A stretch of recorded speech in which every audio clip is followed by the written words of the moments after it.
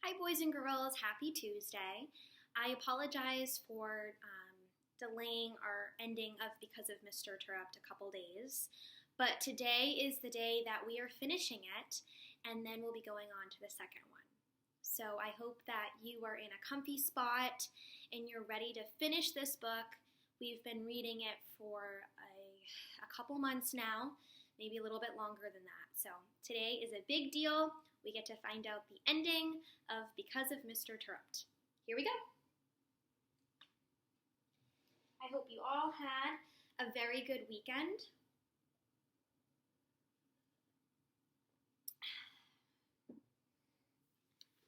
Good stuff.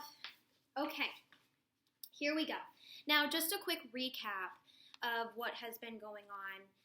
So far, we've learned that Mr. Terupt is looping with his class next year. And what that means is that he is going to teach them again next year in the 6th grade because they're currently in 5th grade. Now that's great news because they missed the ending because he was in the hospital. So this gives them an entire other year of being with Mr. Terupt. All right, here we go. And we are in the perspective of Danielle. It started with an old friend, Alexia, who wasn't really a friend. In came this new girl, Jessica, whom I liked but was told not to like. Sometimes in between, I became friends with Anna. We worked with a collaborative classroom and had this huge Ramadan project. And that old friend, who I figured out wasn't a friend at all, was kind of on her own. I had Jessica and Anna. Then the accident happened. While Jeffrey ran for help, I held Mr. Terupt's head, putting my hat and coat under it so that it wasn't lying on the cold snow. I went to visit Mr. Terupt in the hospital with Jessica and Anna and found an old friend there. Alexia was Lexi again, except new and improved. James left, but he made us see Peter again. And then we played the wait-and-see game until today. Today, Mr. Terupt came back. And then we found out that we're looping, and we get to be with him again next year. I can't wait to tell Grandma the news. She is the one who helped me when things got tough, and she said a lot of prayers for us. I don't think I'll tell Grandma about the end of the day news, though. I'll leave that up to Mom. I just wished Anna a great summer and watched her head out of the classroom to catch her bus when Mr. Terupt said, "Danielle, I see your mother walking across the parking lot." He was looking out our window. "She must be here to pick you up." "Okay, thanks," I said. I grabbed my stuff. "Have a great summer. I can't wait for the fall." "Bye, Danielle," he said. I ran over and hugged him once more. "I'm so glad you're back," I told him. I let go, looked in his face, and then hurried downstairs. I got down to the lobby and saw everyone. Mom, Charlie, Anna, and Terry. Was Charlie with Mom or Terry? Oh boy, I thought. But things worked out. Mom shook Terry's hand and accepted her invitation for coffee. Mom looked at Charlie after, but didn't say anything or make any sort of face. She was going to try really hard for us. As we were leaving, Mr. Terupt gave us a thumbs-up sign. How long had he been watching? How much did he know? It's weird. Some of these things that are happening throughout the last few chapters, they happened, the parents all gathering together, the girls' parents getting closer and forgiving one another from the past, right? They knew each other from the past.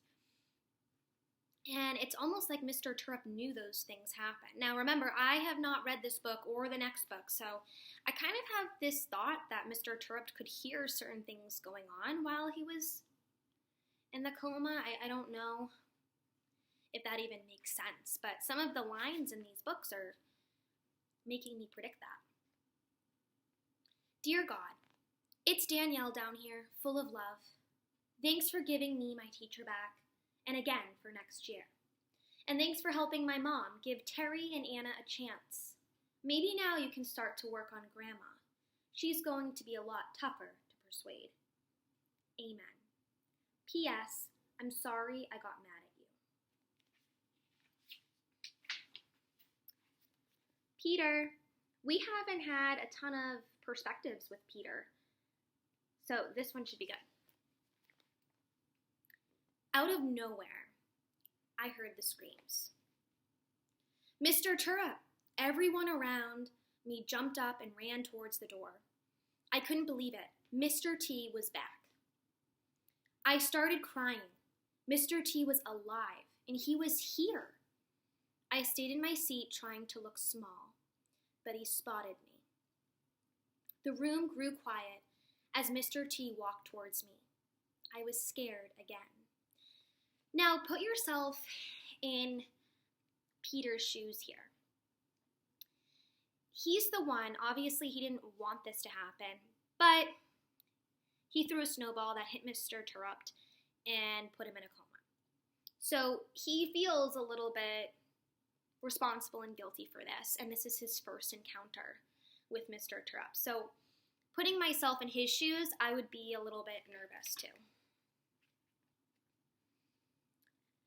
Mr. T got down on his knees and looked directly into my eyes. Then came the best hug I've ever felt. Mr. T wrapped his arms around me and gave me a huge squeeze. I squeezed him back as tight as I could. My body shook and I sniffed my snotty nose. It's okay, Peter, he whispered in my ear. I forgive you. Suddenly, I felt lighter, a lot lighter. Jessica, we're almost there, everyone. Woo. Final act, final scene. Aw. I've realized something. It's not California I long for anymore, or even Dad. It's 6th grade in another year with Mr. Terupt. I want to ask him about his family and tell him to let Miss Newberry get close because she truly cares about him. But now isn't the time. There will be lots of opportunity for that when school starts up again. I need to enjoy this curtain call. I've read a lot of books, but I think ours is a great story. And I know Mr. Terupt would agree. It's a happy ending. Ah! It's the last page! I'm getting emotional. Are you? You're probably like, no, Miss Dowling. Going crazy. This is it. Last person, Luke. I remember thinking 6th grade. We are going to be 6th graders, and Mr. Terupt is going to be my teacher. Our teacher. I thought of Mrs. Williams' word, magic. I looked at Mr. Terupt sitting with some of my classmates, and I thought, she's right. There will be magic. He's my teacher. The dollar word man. Terupt is a dollar word. And that was the activity they played on the first day of school with him, and no one really knew what he was talking about, right? Wow! What are your thoughts, everyone? I liked it a lot. I really did. I felt like I really knew these characters, and I felt like you really get to know the story so deeply because the way the author writes it, as we know, is by character perspective. So you'll have one scene in the story, but you have the perspective of like 4 or 5 characters and how they felt during that scene moment. And so you really understand the story clearly that way. Again, that's one of the ways the author decided to write this book. That was very similar to Restart and how that author wrote that one. So let me know what you think. Comment below. Be honest. I told you before, not everyone is going to love every book they pick up.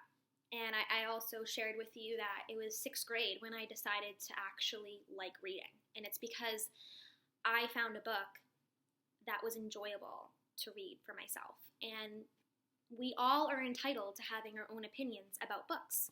So be respectful, obviously, but right? Because someone put a lot of work into this.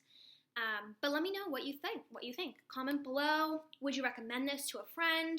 Would you recommend it to a teacher to share with their class as well?